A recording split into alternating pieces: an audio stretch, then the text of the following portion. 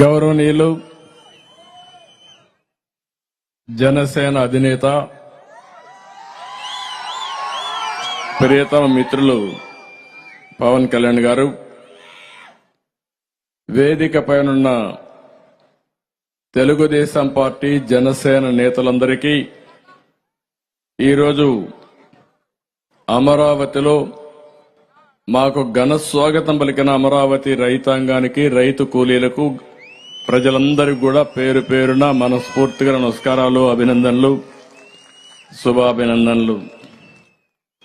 మొట్టమొదటిసారిగా భోగి, సంక్రాంతి, కనుమ పండుగ శుభాకాంక్షలు మీకందరికీ. తెలుగు జాతి పెద్ద ఎత్తున జరుపుకునే ఏకైక పండుగ సంక్రాంతి. ఆ సంక్రాంతి ఈరోజు మన అమరావతిలో జరుపుకోవడం నేను చాలా సంతోషంగా ఫీల్ అవుతున్నాను. ఒక పక్క బాధ ఉంది, ఒక పక్క హోప్ ఉంది. మళ్ళీ భవిష్యత్తు మంది, తప్పకుండా అమరావతి కేంద్రంగా మన రాజధానిగా ఇక్కడి నుంచే పరిపాలనే కాదు అభివృద్ధి కూడా ఈ సంక్రాంతి నాంది పలుకుతుంది.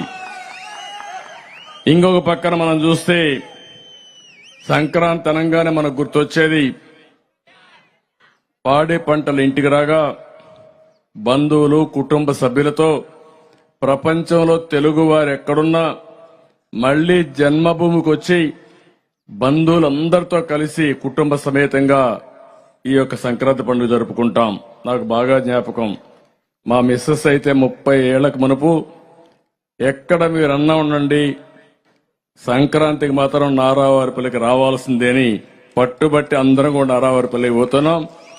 అందుకే ఇప్పుడు అందరూ పల్లె పిలుస్తోంది సంక్రాంతికి రమ్మని.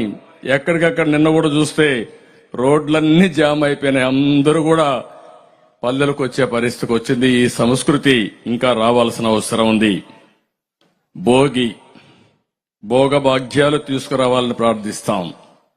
ఇప్పుడే మేమందరం కూడా ఇక్కడ భోగేశాం.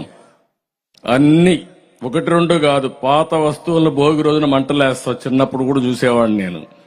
పనికిరాని వస్తువులు, మన ఇంట్లో అడ్డంగా ఉండే వస్తువులన్నీ భోగిలో వేసి కాల్చేసి, అవసరమైతే అందులో నీళ్లు పెట్టి అవి కూడా బాగా కాల్చి స్నానం కూడా చేసి ఉండే పాపాలన్నీ వదిలించుకొని మళ్ళా పుణ్యంతో ముందుకు పోవాలని ఆశతో ముందుకు పోతాం. అందుకే ఈరోజు మీరు చూస్తే ఇక్కడ ప్రభుత్వ అసమర్థ విధ్వంస విధానాల వల్ల ప్రజల జీవితాలు ఎనిక్కిపోయినాయి. చీకటి జీవోలు, ప్రభుత్వ వ్యతిరేక విధానాలతో మీరంతా కూడా సర్వనాశనం అయిపోయాం. 5 సంవత్సరాలు, నేను 45 సంవత్సరాల రాజకీయాల్లో ఉన్నాను గాని నా జీవితంలో ఏ ముఖ్యమంత్రిని చూడలేదు. ఇది ఒక విధంగా చెప్పాలంటే చీకటి రోజులు. 5 సంవత్సరాలు ఈ అమరావతి దానికి ఒక ఉదాహరణ. మీరు బండి ఇబ్బందులు చూస్తే మాట్లాడతాను. మీరు బండి ఇబ్బందులు అయితే పగవాడికి కూడా రాకూడదు, అన్ని ఇబ్బందులు పడ్డారు. అడుగడుగునా అవమానం. రాష్ట్రానికి అండగా ఉంటామని 35,000 ఎకరాలు భూమి మీరు రాజధానికి ఇచ్చారు. నేను కూడా మీకోసం ఒకటి ఆలోచించాను. ఇంత ఉదారంగా వచ్చిన మిమ్మల్ని రాజధాని నిర్మాణంలో భాగస్వాములు చేసి పేదరిక నిర్మూలన ఏ విధంగా చేయగలుగుతామో, ప్రజలతో కలిసి సంపద ఏ విధంగా సృష్టిస్తామో దానికి నాందిగా అమరావతి కేస్ స్టడీగా ప్రపంచంలోని మిగిలిపోయేట్టుగా మనం ప్రారంభించాం. అది జరుగుంటే అదే జరిగేది, కానీ అది జరగలేదు. అందుకే ఈరోజు మీరు అందరూ చూస్తే అమరావతి ఏవైతే ఉన్నాయో మళ్లీ ఆ చీకటి జీవోలన్నీ తగలబెట్టాం.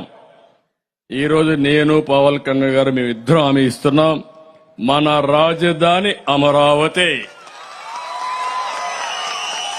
ఇది ఆంధ్రప్రదేశ్ కి సస్యశ్యామలం చేయడానికి, ఆంధ్రప్రదేశ్ కి అన్ని విధాల ప్రజా రాజధానిగా ఉపాధి అవకాశాలు గాని, ఇంకో పక్క సంపద సృష్టించే కేంద్రం గాని, ఇక్కడి నుంచే ప్రజలకు మళ్ళా సంక్షేమ కార్యక్రమాలు అందించే విధంగా పేదల పరిపాలన ఇక్కడి నుంచే ప్రారంభం అవుతుంది. దాని గురించి మీకు అనుమానమే అవసరం లేదు. ఈరోజు ఇది ఒక దేవతల రాజధాని. ఇది అలాంటి దేవతల రాజధానిని రాక్షసులు చెరబట్టారు. ఇప్పుడు రాక్షస వధ కూడా అయిపోయింది, సైకో వధ కూడా అయిపోతుంది. తొందరలో కౌంట్ డౌన్ కూడా ప్రారంభమైంది. 87 రోజులే లెక్క పెట్టుకోండి. ఇంకా ఈ రోజు నుంచి 87 రోజులు కౌంట్ డౌన్ ఇక్కడి నుంచే ప్రారంభిస్తున్నాం. ఈ అమరావతి నుంచే ప్రారంభిస్తున్నాం. లెక్క పెట్టుకోమంటున్నా. అప్పుడే ఆ సిమ్టమ్స్ కూడా ప్రారంభమైన అమరావతిలోనే కనపడొస్తున్నాయి. సిమ్టమ్స్ కూడా మంచి రోజులు వస్తాయని శుభ గడియలు తలుపు తట్టే పరిస్థితికి వచ్చింది. అందుకే ఇప్పుడిప్పుడే ఎక్కడికక్కడ ప్రజల్లో కూడా ఒక నూతనమైన ఆశ కూడా వచ్చే పరిస్థితి వచ్చింది. మనం ఈరోజు ఇక్కడ మీరు చూస్తే ఒకటి కాదు, చాలా ప్లే కార్డ్స్ అన్ని కూడా మనం ఇచ్చేసాం. రాజకీయ హింసని, అక్రమ కేసుల్ని, మోసపు హామీల్ని, బడుగు బలహీన వర్గాలు ఉసురుదీస్తున్న మదాన్ని, ఇంకొక పక్కన మీరు చూస్తే 1-2 కాదు, జగన్ అహంకారాన్ని కూడా ఈ బోగులో తగలబెట్టాం. ఒక అహంకారాన్ని, పేదల్ని పట్టి పీడిస్తున్నటువంటి ధరల పెరుగుదల, అంగన్వాడీ ఈరోజు పండగ పూట కూడా రోడ్డు మీద ఉండే విధంగా నిలబెట్టాడంటే, ఆడబిడ్డల్ని రోడ్డు పాలు చేశాడంటే, వాళ్ళ సమస్యలు పరిష్కారం చేయలేదంటే అది ఈ ప్రభుత్వం యొక్క అహంభావం అని చెప్పి కూడా నేను మీకు తెలియజేస్తున్నా. ఇంకో పక్క యువత తమ్ముళ్ళు చాలా హుషారుగా ఉన్నారు, కానీ మీకు ఉద్యోగం మాత్రం లేదు, జాబ్ లేదు. నిరుద్యోగ సమస్యను కూడా తగలబెట్టాం. భవిష్యత్తులో ప్రతి ఒక్క తమ్ముడికి ఉపాధి కల్పించే బాధ్యత తెలుగుదేశం, పవన్ కళ్యాణ్ గారు ఇద్దరం కలిసి జనసేన, తెలుగుదేశం పార్టీ తీసుకుంటామని చెప్పి కూడా మీకు అందరికీ చేస్తున్నా. ప్రజల కష్టాలు, నష్టాలు, బాధలు, సమస్యలు అన్ని కూడా ఈరోజు ఈ బోగులో తగలేశాం. అన్ని మంచి జరగాలని మనస్ఫూర్తిగా ఆశిస్తున్నా. మన సంస్కృతి సాంప్రదాయాలు మీరు ఒకసారి చూస్తే, ఒక పక్క ఈరోజు భోగి, రేపు సంక్రాంతి. సంక్రాంతికి మళ్ళా ప్రతి ఒక్కరి జీవితాల్లో వెలుగు రావాలని మన పెద్దలను ఒకసారి పూజలు చేసి నివాళులర్పించి మళ్ళా మన కొత్త క్రాంతుల కోసం ముందుకు పోయే పండుగ. మన సంస్కృతిలో ఇంకో భావం చూస్తే ఎల్లుండు కనుమ పండుగ రోజున పశువులకు కూడా పూజలు చేసి పశు సంపద పెరగాలని, తద్వారా పాడి పంటలే కాదు పశు పంటలు కూడా, పశు సంపద పెరగాలని మనం ఆకాంక్షించే పరిస్థితికి వస్తున్నాం. ఇలాంటి ఒక సుసంపన్నమైనటువంటి సంస్కృతి సాంప్రదాయం తెలుగు వారి సొంతం. దాన్ని నేను గర్వపడుతున్నా. కానీ ఈరోజు నాకు ఒక బాధ కూడా ఉంది. ఈరోజు పండుగ కూడా సరిగా జరుపుకోలేని పరిస్థితిలో పేదవాళ్ళు ఉండే పరిస్థితికి వచ్చారు. ఇక్కడ మీరు చూస్తే ఒకప్పుడు సంక్రాంతి కానుకిచ్చేవాళ్ళం. 6 రకాల వస్తువులతో సంక్రాంతి కానుకిచ్చాం. అదే మరి క్రిస్మస్ గిఫ్ట్ ఇచ్చాం, రంజాన్ తోఫా ఇచ్చాం. ఈరోజు పండుగ జరుపుకోవాలంటే ధరలు విపరీతంగా పెరిగిపోయినాయి. ఒకటి కాదు, నిత్యావసర వస్తువుల ధరలన్నీ పెరిగాయి. పెట్రోల్, డీజిల్ పెరిగింది, కరెంటు ఛార్జీలు పెరిగాయి, పన్నులు పెరిగాయి. ఇంకా మీరు చూస్తే పేదవాడు బతికే పరిస్థితి లేకుండా పోయింది. 10 రూపాయలు ఇచ్చి 100 రూపాయలు దోచుకునే ప్రభుత్వం ఇది. రేపు రాబోయే రోజుల్లో జనసేన, తెలుగుదేశం పార్టీ కలిసి సంపద సృష్టించి మీకు 15 రూపాయలు ఇచ్చి ఆ 15ని 100 రూపాయలు చేసే విధానం, 100ని 1000 రూపాయలు చేసే విధానం, 1000ని 10,000 రూపాయలు చేసే విధానం, పేదవాడికి సంపద సృష్టించడం ఏకైక ధ్యేయంగా ఈ 2 పార్టీలు ముందుకు పోతాయి. చాలా మంది కనిపిస్తుంది. ఒకే ఒక ఉదాహరణ, ఈరోజు మీరు 35,000 ఎకరాలు భూమి ఇచ్చారు. తిరిగి మీకందరికీ ల్యాండ్ పూలింగ్ లో భూమి ఇచ్చాం. మిగిలిన భూమి ఇక్కడ కావాల్సిన రోడ్లకు గాని, పార్కులకు గాని, కొన్ని ప్రభుత్వ సంస్థలకు గాని, కొన్ని ప్రైవేట్ సంస్థలు రావాలంటే వాళ్ళకి ఇవ్వడానికి కూడా భూమి పెట్టుకుని ఇంకా 8,000 నుంచి 10,000 ఎకరాలు మిగులుతుంది. ఆ 8,000 ఎకరాలు 10,000 ఎకరాలు అమ్మితే ఒకప్పుడు నేనున్నప్పుడైతే బిగినింగ్ లోనే 10 కోట్ల ఎకరా అమ్మింది. ఇప్పుడు తగ్గిపోయింది, మళ్ళా పెరుగుతా ఉంది. నిన్న మొన్న పెరిగే సిమ్టమ్స్ కనపడొస్తున్నాయి. అంటే మళ్ళా తెలుగుదేశం జనసేన అధికారంలోకి వస్తుందని ప్రజలు కూడా నిర్ణయించుకున్నారు. అందుకే ఒక ఆశ కూడా పెరిగింది.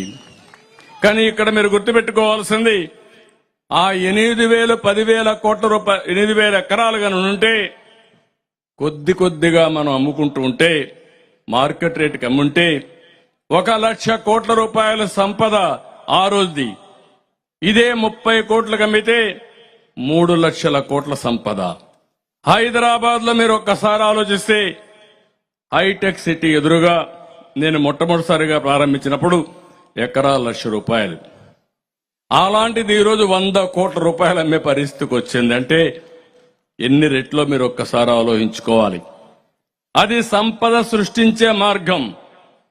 ఒకసారి ఇక్కడ బిల్డింగ్స్ వచ్చినా, ఆఫీసులు వచ్చినా, హాస్పిటల్స్ వచ్చినా మళ్లీ ప్రభుత్వ ఆదాయం పెరుగుతుంది. ప్రతి ఒక్కరికి ఉపాధి వస్తుంది. మళ్ళా వాళ్ళ నిత్యావసర వస్తువులు గాని వాళ్ళకు అవసరం కొంటే మళ్ళా దానిపైన గవర్నమెంట్కి ఆదాయం వస్తుంది. అదే సంపద సృష్టించడం దుర్మార్గుడు ప్రారంభించాడు. ప్రజా వేదికతో విధ్వంసానికి నాంది పలికి 5 సంవత్సరాల్లో కూల్చడం తెలుసు గాని నిర్మాణం తెలియని వ్యక్తి ఈ ముఖ్యమంత్రి అని చెప్పి కూడా నేను మీకు తెలియజేస్తున్నా. అందుకే మేము హామీ ఇస్తున్నాం, తప్పకుండా భవిష్యత్తులో ప్రతి ఒక్క వర్గానికి న్యాయం చేసే బాధ్యత, నిరుపేదలకు అండగా ఉండే బాధ్యత తెలుగుదేశం పార్టీ జనసేన తీసుకుంటాం. రైతులకు ఎన్ని కష్టాలు ఈ 5 ఏళ్లలో మామూలు కాదు. పండిస్తే పంటకు గిట్టుబాటు ధర లేదు, కొనే నాదుడు లేదు, కరువు వస్తే పట్టించుకునే పరిస్థితి లేదు, తుఫాను వచ్చినా పట్టించుకునే పరిస్థితి లేదు. చాలా సమస్యలు ఫేస్ చేశారు. 466 మండలాలు కరువు వస్తే 106 మండలాలని చెప్పి కేంద్ర సహాయం కూడా తీసుకొని దుర్మార్గమైన ప్రభుత్వం ఈ ప్రభుత్వం అని చెప్పి కూడా నేను మీకు తెలియజేస్తున్నా. అంగన్వాడీ అయితే దగ్గర 32 రోజులుగా ధర్నా వాళ్ళు నిరసన చేస్తామంటే కనీసం వాళ్ళు పట్టించుకున్న పాపాన పోలేదు. ఇవే కాకుండా ఇంకొక పక్క వీడికి వస్తే ఓసారి మనసు బాగా ఆందోళన, ఆవేదన చెందే పరిస్థితి వస్తుంది. 5 ఏళ్లకు మునుపు కట్టిన బిల్డింగులన్నీ కడాన ఈ చట్టాలు ఏ విధంగా ఉంటాయంటే, నేను దానికి మొన్న ఒక కథ చెప్పాను. భస్మాసురుడు శివుడిని వరవడగతాడు, పాపం బోళా శంకరుడు వరమిస్తాడు. ఇచ్చిన తర్వాత ఎవరి చేయి మీద ఎవరి నెత్తిపైన చేయబెడితే వాళ్ళు బూడిదైపోవాలని వరం. మీరందరూ ఇక్కడ ఆంధ్రప్రదేశ్లో ఉండే 5 కోట్ల మంది కూడా శంకరుడు మారిగా, బోలా శంకరుడు మారిగా మీరందరూ కూడా వరం ఇచ్చేశారు, ఓటు ఇచ్చేశారు, ఓటు వేసేశారు. ఆ ఓటు వేసిన తర్వాత మీరు ఒక్కసారి ఆలోచిస్తే అందరి తల మీద చేయబెట్టాడు, అందరిని బూడి చేయడానికి. అప్పుడైతే ఆ భస్మాసురుడు శివుడైతే పారిపోయి దేవుడే పారిపోయాడు, మహావిష్ణు దగ్గర మొరబెట్టుకున్నాడు. నన్ను తప్పు అయిపోయింది, దుర్మార్గుడికి వరం ఇచ్చా కాబట్టి కాపాడని అంటే ఆయన మళ్లీ చూస్తే మీరు మహిషాసుర మోహిని అవతారం ఎత్తి డాన్స్ చేసి వీడిని మెప్పించి వాడి చెయ్యి వాడిని తినిపెట్టుకునే పరిస్థితి తీసుకొచ్చి బూడిద చేసే పరిస్థితికి వచ్చారు. అంటే భగవంతుడికే తప్పలేదు ఈ కష్టాలు. నేను అందుకే చెప్తున్నా, విష్ణుమూర్తి వచ్చి చేసే వరకు ఈశ్వరుడు కూడా దిక్కు లేకుండా పోయింది. ఇక్కడ ప్రజలు ఓటేసిన తర్వాత అందరి తల మీద చేయబెట్టాడు, పెడుతూనే ఉన్నాడు. ఇంకా బతికున్నాం, అక్కడ బూడిదైపోయారు కానీ ఇంకా జీవోత్సవాలుగా బతికున్నాం. అందుకే నేను అడుగుతున్నా, మళ్ళా మీకు ఒకే అవకాశం, 87 రోజులు ప్రతి ఒక్కరుగా ఆలోచించుకుని కులాలకు అతీతంగా, మతాలకు అతీతంగా, ప్రాంతాలకు అతీతంగా అందరూ కలిసి ఒకే దారికి రావాలి. అది వైసీపీ విముక్త రాష్ట్రంగా తయారు చేసే పరిస్థితి మీరందరూ తీసుకోవాల్సిన అవసరం ఉంది. ఆ ఉద్యమానికే నేను గాని జనసేన గారు గాని మీకు ఇవ్వరు. ఇంక 87 రోజులు ఓపి పట్టాలా, కోర్టుకు పోవాలా? మిమ్మల్ని అభినందిస్తున్నా. 5 ఏళ్లు పోరాడారు. ఇంతవరకు ప్రపంచ చరిత్రలో ఇంత పెద్ద పోరాటం ఎప్పుడూ జరగలేదు. అంత పెద్ద పోరాటం చేసిన ఇక్కడ రైతాంగాన్ని, ప్రత్యేకంగా ఆడబిడ్డల్ని మనస్ఫూర్తిగా అభినందిస్తున్నా. మామూలుగా జరగలేదు. కడాన మిమ్మల్ని చూస్తే ఇక్కడ అడుగడుగునా మిమ్మల్ని హింస చేశారు. ఇక్కడే మా పోలీసులు ఉన్నారు. పాపం వాళ్ళని నేనేం మాట్లాడను గాని వాళ్ళు చేసిన అరాచకాలు అయితే రాక్షసు కూడా అంత అరాచకాలు చేయరు. అన్ని అరాచకాలు చేశారు ఈ పోలీసులే. రేపు మళ్ళా మీకు జిందాబాద్ కొట్టబోయేది కూడా ఈ పోలీసులే. తొందరలో వస్తారు మళ్ళీ మీ దగ్గరికి. వచ్చేట్టుగా చేస్తున్న అదే ప్రజాస్వామ్య విశిష్టత. నేను చాలా విన్నాను, చాలా చూశాను. ఇన్ని రోజులు మీరు ఆందోళన చేస్తా ఉంటే కడానిక్కడ ఆడబిడ్డలుంటే ఆందోళన చేయనీయకుండా చేయడం కోసం డ్రోన్స్ పంపించి బాత్రూముల పైన ఎగరేసే పరిస్థితికి వచ్చారంటే, మీరు పాదయాత్ర నడుస్తా ఉంటే భోజనం చేయడానికి టెంట్లు వేయనీయకుండా మిమ్మల్ని రోడ్డు మీదనే భోంచేసే పరిస్థితి తీసుకొచ్చారంటే, ఇప్పుడు కూడా అన్నారు ఈ స్కూల్ ఎట్టిచ్చారు పాపం వాళ్ళు ఏం చేస్తారని. అంత భయం ఉంది. అంటే ఒక దుర్మార్గుడు పాలనలో వేరే రాజకీయ నాయకులు వచ్చి ఇక్కడ స్కూల్లో మీటింగ్ పెట్టాలన్నా భయపడే పరిస్థితికి వస్తున్నారంటే, ఇవన్నీ కూడా మనం చూస్తే దీంట్లో ఆశ్చర్యం లేదు. ఇప్పుడే రామకృష్ణరాజు ఒక ఎగ్జాంపుల్ చెప్తున్నా మీకు. రఘురామకృష్ణరాజు ఆయన ఈరోజు రఘురామకృష్ణరాజు ఒక ఎంపీ అరెస్ట్ చేసి ఆయన విభేదించాడని విమర్శించాడని అరెస్ట్ చేసి పోలీస్ స్టేషన్ లో, సిబిసిఐడి పోలీస్ స్టేషన్ లో విపరీతంగా కొట్టి మళ్లీ అతన్ని జైలుకు పంపించారు. ఆ రోజు మీరు చూస్తే ఎంత భయంకరంగా సిచ్యువేషన్ అంటే, మేమందరం బయట ఉన్నాం. ఇక్కడ నేరుగా హైకోర్టుకు వెళ్ళాం, సుప్రీంకోర్టుకు వెళ్ళాం, ప్రెసిడెంట్కి లెటర్ రాశా, ప్రైమ్ మినిస్టర్ లెటర్ రాశా, గవర్నర్కి లెటర్ రాశా. అయినా కూడా కొట్టారు. కొట్టిన తర్వాత ఆయన్ని మళ్లీ సుప్రీంకోర్టు ఇంటర్ఫియర్ అయ్యి హైదరాబాద్ మిలిటరీ హాస్పిటల్కి పంపించి హైదరాబాద్ మిలిటరీ హాస్పిటల్లో సర్టిఫికెట్లన్నీ తీసుకుని ఆయన కొట్టిన మాట వాస్తవాన్ని ధృవీకరించారు. ధృవీకరించిన తర్వాత సుప్రీంకోర్టులో వేశాడు మళ్ళీ ఆ కేసు. ఇంకా ఆ కేసు అట్లే పెండింగ్ ఉంది. ఒకసారి హైదరాబాద్ నుంచి ప్రధానమంత్రి గారు వెస్ట్ గోదావరిలో ఆయన నియోజకవర్గంలో మీటింగ్ పెడితే ఆ మీటింగ్కి వస్తున్నాడు. మీటింగ్కి వస్తా ఉంటే అల్లూరి సీతారామరాజు గారి యొక్క విగ్రహావిష్కరణ కోసం ప్రధానమంత్రి వస్తే ఆ మీటింగ్ పోవాలంటే ఆయన ఎక్కిన ట్రైన్ ఏం చేస్తారో తెలియకుండా చంపేస్తారనే భయంతో మళ్ళా మధ్యలో దిగి పారిపోయాడు. అప్పటి నుంచి ఇక్కడ రాకుండా ఒక ఎంపీ ఈ రాష్ట్రంలో వాళ్ళ ఊరికి కూడా రాకుండా, నియోజకవర్గానికి రాకుండా 5 ఏళ్లు ఢిల్లీలో ఉన్నాడు. నిన్న మళ్ళా వాళ్ళ ఊరికి పోవాలంటే హైకోర్టుకు వచ్చి నన్ను అరెస్ట్ చేయకుండా ఒక ఉత్తర్వు ఇవ్వమంటే, ఒకవేళ అరెస్ట్ చేయాలంటే 41A ఇచ్చిన తర్వాత అరెస్ట్ చేయమంటే మొట్టమొదటిసారిగా 5 ఏళ్ల తర్వాత లాస్ట్ లో ఈ రోజు హైకోర్టు ఆర్డర్ తో వాళ్ళ ఊరికి పోయాడంటే ఒక ఎంపీ. Can you imagine? మొన్నే ఒక అతను అమెరికాలో తెలుగుదేశం పార్టీకి, జనసేనకి మనం పోరాడే విషయాల్లో అక్కడక్కడ పోస్టులు పెడుతున్నాడని వాళ్ళ తల్లికి బాగాలేకపోతే యశస్వి వాళ్ళ తల్లికి బాగాలేకపోతే వచ్చాడు. వస్తానే ఆయన్ని అరెస్ట్ చేశారు ఎయిర్పోర్ట్ లో. అరెస్ట్ చేసిన తర్వాత పాస్పోర్ట్ లాక్కున్నారు. ఆ పాస్పోర్ట్ లాక్కుంటే కోర్టుకు వచ్చి పాస్పోర్ట్ మరి లాక్కున్నారని చెప్పారు. 41A నోటీసులు మేమందరం పోయినాక పంపించారు. మళ్లీ తిరుపతిలో కేసు ఇచ్చారు. మళ్ళా అక్కడికి రమ్మని అమెరికాకు పోకుండా అడ్డుపడి ఆయన పాస్పోర్ట్ కూడా లాక్కొని హైకోర్టు చెప్పినా వినలేదంటే ఏమన్నాలో మీరే ఆలోచించండి. ఈ రోజు ఇక్కడ ఉంది. ఈ బిల్డింగ్లన్నీ ఉన్నాయి, మీరు చూస్తున్నారు. ఆ రోజు మనం కట్టిన అమరావతి అసెంబ్లీలోనే సమావేశాలు, మనం కట్టినటువంటి సెక్రటరియట్ లోనే కేబినెట్ సమావేశాలు, హైకోర్టు ఇక్కడి నుంచే ఫంక్షనింగ్.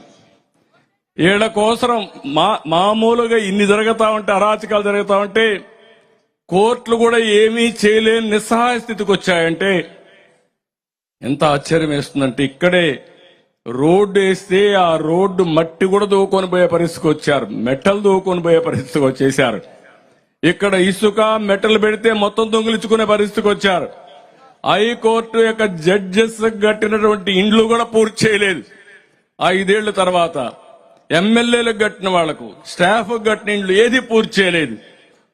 కానీ ఎంత అవస్థపడ్డారంటే, మీరు నిన్న కూడా అమరావతి కాకుండా 3 రాజధానులని విశాఖపట్నానికి పోతానంటే మళ్ళా మీరు ఫైట్ చేసి కోర్టుకు పోతే మళ్ళా సుప్రీంకోర్టులు రావడం, మళ్ళా హైకోర్టుకు రావడం, మీరు ఎక్కిన గడప దిగిన గడపే లేదు. 5 ఏళ్లు మీరు పోరాడారు. Hands off to you. మీ ధైర్యానికి మెచ్చుకుంటున్నా. మీ గెలుపు అమరావతి గెలుపే కాదు, 5 కోట్ల ఆంధ్రప్రదేశ్ గెలుపు, తెలుగు జాతి గెలిపేది. తెలుగు జాతి కోసం మీరు త్యాగం చేశారు. అలాంటి త్యాగం చేసిన మీ యొక్క త్యాగం వృధాగా పోదు, తప్పకుండా న్యాయం జరుగుతుందని చెప్పి నేను ఆకాంక్షిస్తున్నా. మీకందరికీ మనస్ఫూర్తిగా తెలియజేస్తున్నా. ఈరోజు సంక్రాంతి సందర్భంగా నేను ఒకటే మిమ్మల్ని అందరినీ కోరుతున్నా, ఎవ్వడు కూడా ప్రపంచంలో ఎక్కడా చేయడు. ప్రపంచంలో 3 రాజధానులు అనేది ఎక్కడా లేదు. ఎలక్షన్ల ముందేం చెప్పాడు ఈయన? విశ్వసనీయత గురించి మాట్లాడతాడు. ఎలక్షన్ ముందు చెప్పింది ఏంటి? అమరావతి రాజధానిగా ఉంటుంది, నేను ఇక్కడే ఇల్లు కట్టుకున్నా, ఇక్కడే ఉంటామని చెప్పి నమ్మించి ఓట్లు వేయించుకొని వస్తానే 3 రాజధానుల ముచ్చట 3 ముక్కలు ఆటాడే పరిస్థితికి వచ్చాడు. అంటే 10 సంవత్సరాలు అవుతుంది రాజధాని లేకుండా చేశాడు. నేను ఒకటే హామీ ఇస్తున్నాను, మేమిద్దరం కూడా విశాఖపట్నం ఒక ఆర్థిక రాజధానిగా తయారు చేసే బాధ్యత మేము తీసుకుంటాం. ఆ ప్రాంతాన్ని అన్ని విధాలు అభివృద్ధి చేస్తాం, దాంట్లో అనుమానమే లేదు. కర్నూలు హైకోర్టు బెంచ్ కూడా అక్కడ పెడతాం. పెట్టడమే కాదు, పూర్వ వైభవం ఒకప్పుడు 56లోనే 53లో కర్నూలుకి మెడ్రాస్ నుంచి వచ్చినప్పుడు తాత్కాలిక రాజధానిగా ఆ రోజు మనం పెట్టుకున్నాం.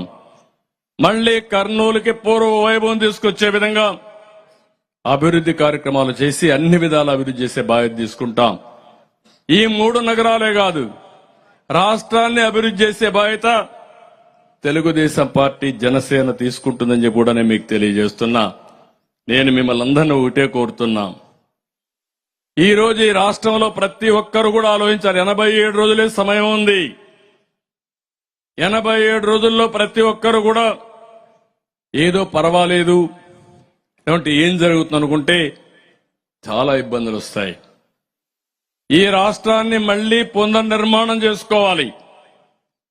ఏదో నాకేదో అధికారం కోసమో పవన్ కళ్యాణ్ అధికారం కోసం కాదు, తెలుగుదేశం జనసేన కోసం కాదు, తెలుగు జాతి కోసరం, 5 కోట్ల జనాభా కోసరం, మీ భవిష్యత్తు కోసరం, మీ పిల్లల భవిష్యత్తు కోసరం రాష్ట్రం మొత్తమే ఆలోచించాలి. ఇక్కడుండే అమరావతి రైతులే కాదు, అమరావతిలో ఒక వర్గం కాదు, ఒక కులం కాదు, ఒక గ్రామం కాదు, అన్ని వర్గాల కోసరం, అన్ని వర్గాల భవిష్యత్తు కోసరం మీరు ఆలోచించాల్సిన అవసరం ఉంది. అందుకే సంక్రాంతి నేను చాలా స్పష్టంగా చెప్పాను, ఒక సంకల్పం చేయాలి. ఈరోజు తెలుగు జాతి అన్ని విధాల ముందుకు పోయే పరిస్థితికి వచ్చింది. ఈరోజు తెలంగాణ, హైదరాబాద్ ఉంది. ఆ రోజు వేసిన ఫౌండేషన్ ఎన్ని రోజులు? 25 ఏళ్లు, 30 ఏళ్లే. ఈరోజు హైదరాబాద్ మీరు చూస్తే ఎక్కడికో వెళ్లే పరిస్థితి వచ్చింది. దేశంలోనే ఎక్కువ ఆదాయం వచ్చే రాష్ట్రం, తలసరి ఆదాయం వచ్చే రాష్ట్రం తెలంగాణ రాష్ట్రంగా తయారైందంటే దానికి కారణం హైదరాబాద్. దాంట్లో సైబరాబాద్ తీసుకొచ్చాం, నాలెడ్జ్ ఎకానమీ పోయాం. మీ ఊర్లో మీరు చూడండి, ఇక్కడి నుంచి పోయిన వాళ్ళు, ఐటీ చదువుకున్న వాళ్ళు, వ్యాపారం చేసేవాళ్ళు ప్రపంచం మొత్తం రాణించారు. కానీ ఈ రాష్ట్రంలో మాత్రం రాణించలేకపోయాం. కాబట్టి మా ఇద్దరు ఆలోచన కూడా ఒకటే, తెలుగువారు ప్రపంచం అంతా కూడా నెంబర్ 1 గా ఉండాలనేది మా ఆకాంక్ష. 2047కి ప్రపంచంలో ఎక్కడ చూసినా తెలుగు జాతి నెంబర్ 1 గా చేయడం మా ధ్యేయం, మా ఆశయం. ఇది జరుగుతుంది. అదే సమయంలో ఈ రాష్ట్రాన్ని కాపాడుకునే బాధ్యత మా ఇద్దరిపైనే కాదు, తెలుగుదేశం జనసేన కార్యకర్తలపైనే కాదు, ప్రతి ఒక్కరిపైన ఉంది. ఇప్పటికైనా పోలీసు వ్యవస్థ కూడా మారాల. ఇంకా కూడా మారకపోతే మిమ్మల్ని దేవుడు కూడా క్షమించడు. నేను చాలా స్పష్టంగా చెప్తున్నా, అపీల్ చేస్తున్నా, గట్టిగా కూడా చెప్తున్నా. నేను కూడా 14 ఏళ్లు మిమ్మల్ని చూశా. మీరెప్పుడు కూడా దుర్మార్గుడి చేతల్లో బలైపోయారు, అప్రతిష్ట పాలు తెచ్చుకున్నారు. ఈ రోజైనా సంక్రాంతి సంకల్పం చేయండి. ఈ రాష్ట్రంలో మొట్టమొదటిసారిగా సంక్రాంతి సంకల్పం చేయాల్సింది మా పోలీసు వాళ్ళు చేయాల. మీ పిల్లల కోసం మీరు ఆలోచించుకోండి. మారండి. మారకపోతే ప్రజాస్వామ్యం మిమ్మల్ని కూడా మారుస్తుంది, ప్రజలే మిమ్మల్ని మారుస్తారు, మిమ్మల్ని వదిలిపెట్టరు. అలాంటి చెడ్డ పేరు తెచ్చుకోవద్దని మాత్రం పోలీసులు కూడా కోరుకుంటూ, మరొక్కసారి అందరినీ కోరేది, ఈ 3 రోజుల్లో తెలుగు జాతి మొత్తం సంకల్పం చేయాలి. రాతి యుగం పోవాలి, స్వర్ణ యుగం రావాలి. దీనికోసం